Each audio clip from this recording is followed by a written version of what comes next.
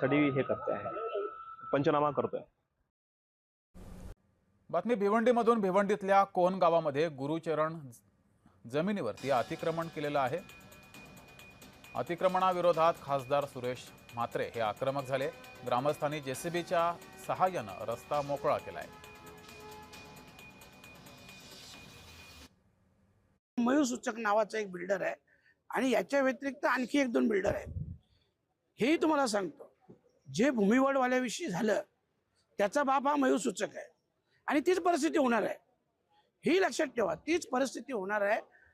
कारण यांनी गुरचरणी खाल्ल्यात, यांनी एवढा गाववाल्यांवर त्यांना रस्ता नाही जायला, काहीच नाही, एवढं अतिक्रमण केलेलं आहे.